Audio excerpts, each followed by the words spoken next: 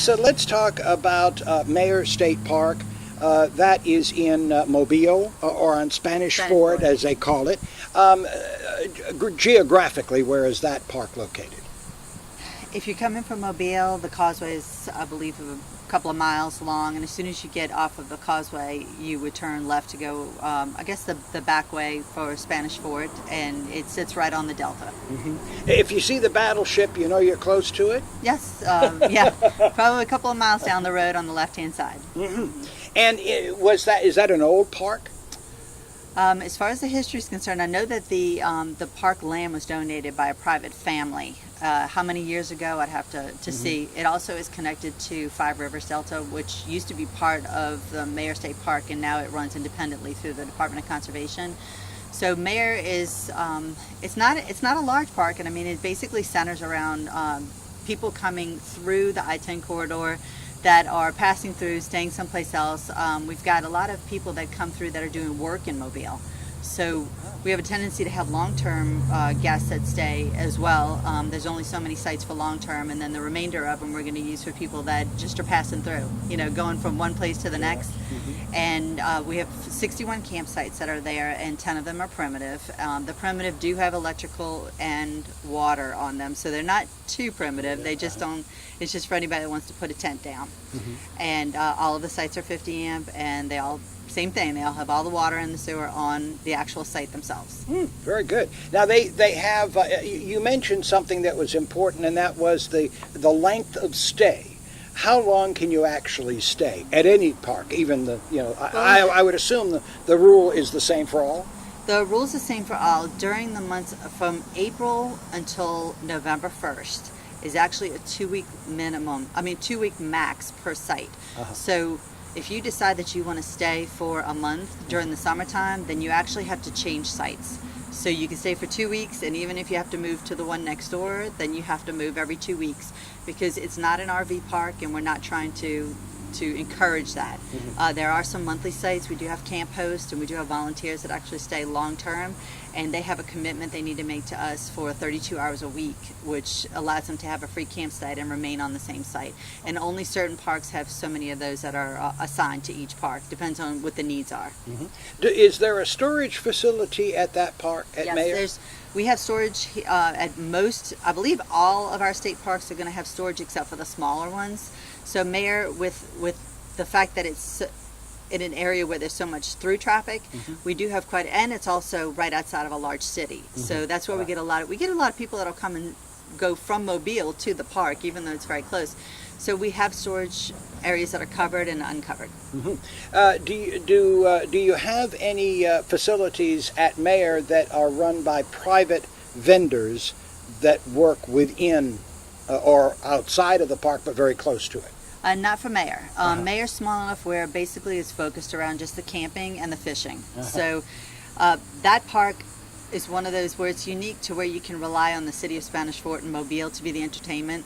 So there's not much that's needed there except for overnight accommodations. We just got finished. We're actually finished. Hadn't opened them up to the public yet. We have 2 cabins, and they're only about 300 square feet, which is fairly small, but we call them little fishing cabins. And not necessarily for anybody that has to fish, but they're right on the water, and they can sleep up to 4 people if you've got 2 adults, 2 kids, and very well decorated, brand new. And what about fishing? I'm sure that's available. We have, in fact, a large amount of our customers that come in for daily use is because they're coming to launch their boat right there on the Tensaw in the Mobile Bay. So that's, and you're right, Mobile is so close that it's your entertainment area. You don't need to have anything outside of there. They're right on the causeway itself. There's restaurants. There's enormous restaurants right there on the causeway, and I know they're trying to do a revitalization of the causeway to make that, you know, they have the tourists coming. They just want to make it a little bit more attractive place to come to. Well, I know that you've been with the parks for some time, and you supervise a number of parks. What do you feel is so important when you're talking about a state park, and what should it afford the person coming in, the visitor? Well, I think a lot of people that haven't stayed in the park, you know, we have a lot of visitors down in Gulf Shores, we have a lot of visitors to Mobile, and most people that are coming from other places that have never stayed in a state park, I don't think they realize when they come to the parks how much the park has to offer. Most people get this idea of parks as if it's like, oh, we're going to stay in the woods and we're going to have to make utensils out of sticks or that kind of thing. Right. These are businesses, and the businesses we're running out of these parks or what's helping support the parks. We receive an enormously small amount of funding from tax dollars, which is not enough. So we're basically trying to survive on the money that's self-generated. But when people come to the park, they really don't realize that we have very modern facilities, and our overnight accommodations are very, very comparable, if not more closely to nature than the condos in the local areas. So, and I noticed this state parks, like you mentioned, Meaher, and of course you also have the Gulf State Park.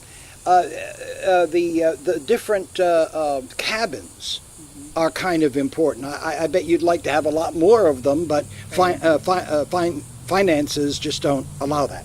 Right. We have, at Gulf, we have 4 small woods cabins, and those are pet friendly, but we just, also that's another thing, is most of our parks have added, every one of their accommodations will have a pet friendly accommodation too. It might be only 2 cabins, and there might not be that many available, but a lot of people are traveling with their pets these days, so they want to make sure that we have facilities for them to come and stay other than just a campground. But on the Lake Shelby, we have cabins and we have cottages. There's a little bit of a difference between them. The cabins are a little bit more rustic, and there's 2 bedroom, 1 bath, and then you go to our much nicer cottages, and the cottages are 3 bedroom, 3 bath, and they're the newest. They were opened in 2009, but they're very upscale. Do you foresee maybe in the future adding additional cabins to the parks in your district? Absolutely. I know that Meaher, there's an enormous need at Meaher. The 2 that we built there is just a start off, and ever since we've been building them for the last 9 months, people stop us constantly saying, when are you going to open these? When are they going to be open? So we know that there's a need, because just looking up cabins around the Mobile area, there aren't any anywhere. So this is going to be one of the only places that you'll be able to rent a cabin, especially on a lake in that area. So those will do really well, and we'll add more, plus more campsites, because Meaher stays very full. And with Gulf, there's all kinds of plans for Gulf, so we'll see what happens in the future, right? Okay. And of course, like any one of the parks, if you're interested in coming to an Alabama state park, plan ahead. Absolutely. And we still do. I don't want anybody to think that we don't have some of the walk-ins, right? Because we always, even if you're calling for a holiday or a busy time, always try us, because a lot of times, again, you'll have people that don't show, they leave early, they decide to change their plans, and a lot of times we'll go in a time when we should be full. We'll go with 3 or 4 campsites that are available. So I'd still try no matter what, but always try and plan in advance. Because our accommodations and also our reservation system is a lot more lenient than most other places. Where if you were to stay in a condo, like say in Gulf Shores, you would have to pay your entire amount 30 days in advance, and you wouldn't be able to cancel without losing your entire stay. The way that we have it, our accommodation is a lot more lenient with reservations, and we'll allow people to pay 1 night deposit, and then they pay for the remainder of their stay when they arrive, and that's just unheard of. So that doesn't happen in the resort business. And fortunately, we're not being taken advantage of that. That's working out really well for us, and people know that they value their stay, and they choose to make sure they show up.